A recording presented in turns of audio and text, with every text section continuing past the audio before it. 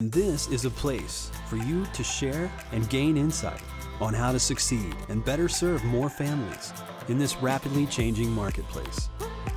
This is FDTV. Hello and welcome to FDTV. You know, we've talked on this program before about how we're currently serving a death-free society where many people have not really had very much experience with death or funerals. And this leads to many families who come into the funeral home not knowing about the value of funeral service or how to create a meaningful or healing event. We're privileged today to have Dr. Alan Wolfelt, founder of the Center for Loss and Life Transition, here with us to dive a little deeper into this topic. Dr. Wolfelt, thanks for being here. Thanks for having me. You've kind of partnered with Funeral Directors Life in a bit of an educational undertaking with the Wolfelt experience. Talk to me about how that's evolved and how that's being received. Well, it's been a real privilege and an honor to work in collaboration with FDLIC to really try to make a difference in the area of both not only of at need, but particularly pre-need.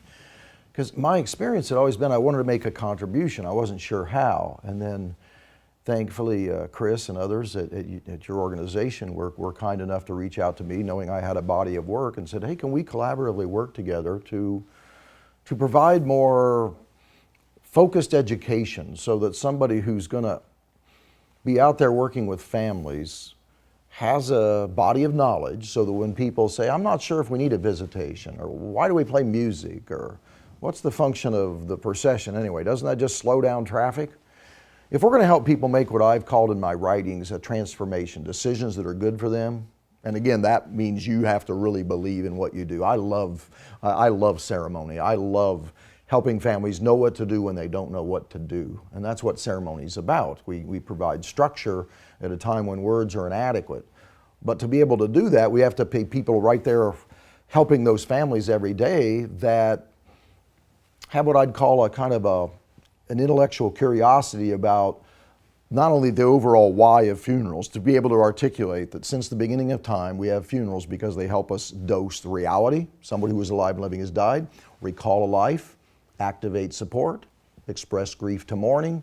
The list goes on and on. But we shouldn't assume that people out there have been taught that, because they may not have ever experienced the education and the depth they need to make it an integrated part of their soul. So then you take those whys, and you know that there's these elements, or call them pieces if you want, of a ceremony that we put together, and the whole is always greater than the sum of its parts. So if I can combine the visitation with music, with symbols, with words, with action, then we interface those with that overall why. That's what creates the sweet spot where people go, that was a great funeral. We don't expect them to say, I see what you did. You took Wolfelt's 6 functions of why we have funerals with various pieces, you interface them to create a sweet spot of experience. If they said that, I'd faint, right? What we want them to do, though, is to say, now that was a really good funeral. And they don't have to know, as a family, exactly what you've done to achieve that, but we, as gatekeepers of a culture that's kind of de-ritualizing to some extent, where more and more people are saying, I'm not sure when I die, I want to have a funeral, maybe you can just throw a party. You know, if you have a birthday, we should throw a party. That's a rite of passage forward. But when somebody dies, we shouldn't be throwing parties. We should be having meaningful funerals. To achieve that, we need people on the front line, if you will, whether they're helping people pre-plan a funeral, which can be very meaningful and helpful, or whether they're an at-need family.